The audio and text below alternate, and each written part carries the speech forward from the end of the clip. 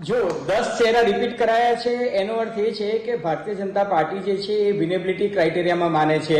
અને આ જે 10 ચહેરા જે રિપીટ કરાયા છે બહુ જ મજબૂત ચહેરાઓ છે। દાખલા તરીકે તમે જુઓ કે અમિતભાઈ શાહ છે કે CR પાટીલ છે કે પૂનમબેન માડમ છે કે ભરતસિંહ ડાભી છે કે આપણા આણંદમાંથી મિતેશભાઈ હોય કે ખેડામાંથી દેવુસિંહ ચૌહાણ હોય। હવે આણંદ અને ખેડાનો મત વિસ્તાર એવો છે કે તમારે લોકસભામાં હંમેશા એક બાજુ પટેલને આપવી પડે અને બીજી બાજુ ક્ષત્રિય ઉમેદવારને આપવી પડે। એટલે આ બધા જે સમીકરણો જે સંતુલિત કરવાના હોય એ સમીકરણો સંતુલિત કર્યા છે અને સાથે બહુ ચર્ચિત જે ભરૂચની જે બેઠક હતી એ ભરૂચની બેઠકમાં ભારતીય જનતા પાર્ટીએ કોઈ ચાન્સ લીધો નથી અને મનસુખ વસાવા 7 વખત ચૂંટાયા છે પણ મનસુખ વસાવાને રિપીટ કર્યા છે। જ્યારે અમદાવાદમાં કિરીટભાઈ સોલંકી જે છે એમનું પત્તું કપાયું છે કારણ કે અમદાવાદમાં એ લોકોને લાગ્યું કે અમદાવાદમાં ચહેરો બદલવો જોઈએ। એમને લાગ્યું કે પરબતભાઈ પટેલની જગ્યાએ બનાસકાંઠામાં રેખાબેન ચૌધરીનો ચહેરો કારણ કે નારી શક્તિને આ વખતે એ લોકો વધુ પ્રમોટ કરવા માંગે છે એટલે ત્યાં જ્યાં શક્ય હતું ત્યાં ચહેરા બદલ્યા છે। રાજકોટમાં ચહેરો બદલ્યો છે, પોરબંદરમાં ચહેરો બદલ્યો છે, પરંતુ જ્યાં લાગતું હતું કે જ્ઞાતિવાદના સમીકરણો સહિત પરફોર્મન્સની દ્રષ્ટિએ ચેન્જ કરવા જેવું નથી। દાખલા તરીકે જામનગરની બેઠક જે છે પૂનમબેન આહિરથી વધારે કોઈ મજબૂત ઉમેદવાર નથી કારણ કે 4 વખત એ લોકસભામાં રહી ચૂક્યા છે અને સૌથી મહત્વની વાત એ છે કે આ જામનગરની લોકસભાની બેઠકનું કોન્ફિગરેશન એવું છે કે આહિર મતોની બહુમતી છે। મનસુખ વસાવાના આપણે ભરૂચ મત વિસ્તારમાં જુઓ તો ત્યાં વસાવા ટ્રાઇબલ કોમ્યુનિટી જે છે એની બહુમતી છે ને સામે ચૈતર વસાવા છે।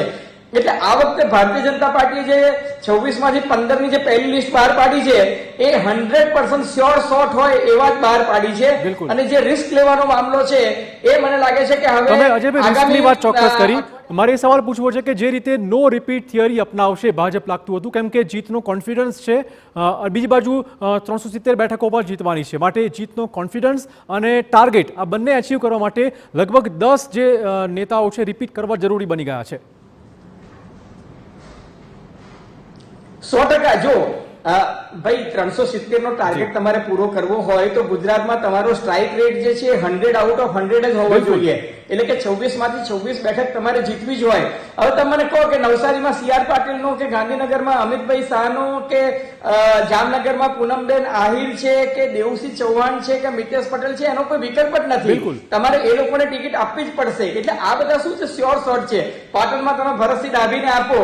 રાજકોટમાં રૂપાલાને આપો તો રૂપાલા એક એવું વ્યક્તિત્વ છે, માંડવિયા એવું વ્યક્તિત્વ જે છે કેન્દ્રીય નેતાઓ છે અને એ બંનેને રાજ્યસભાની ટિકિટ આ વખતે ના આપી, એમને રાજ્યસભાની ટિકિટ કાપી ત્યારે જ નક્કી હતું કે કાં તો આ લોકો અમરેલી ભાવનગર અથવા તો રાજકોટ અને પોરબંદર, કારણ કે કડવા અને લેવાના સમીકરણો પણ તમારે સેટ કરવાના છે અને એ દ્રષ્ટિએ તમે જુઓ કે બંને કેન્દ્રીય મંત્રીઓને રાજકોટ અને પોરબંદર આપી છે અને મને એવું લાગે છે કે એકબીજાને પરસ્પર પૂરક અને પોષક આ આખી મતબેંક થઈ જશે। એટલે બહુ સમજી વિચારીને આ લોકોએ આપી છે અને જે નામો કપાયા છે એ નામો જે કપાયા છે એ પણ સમજી વિચારીને કપાયા છે કારણ કે અમદાવાદ પશ્ચિમમાં તો કમાડ જ લડે છે, ઉમેદવારનું મહત્વ છે જ નહીં, પણ જ્યાં સ્ટ્રેટેજિકલી તમારે મૂકવાના હોય ત્યાં તમારે સમજી વિચારીને મૂકવા પડશે। દાખલા તરીકે છોટાઉદેપુરનો મત વિસ્તાર એવો છે, ગોધરાનો મત વિસ્તાર એવો છે, એ બધા મિક્સ વિસ્તારોમાં તમારે બહુ વડોદરાની બેઠક છે વ્યૂહાત્મક દ્રષ્ટિએ તમે કોઈ પણ મજબૂત ઉમેદવારને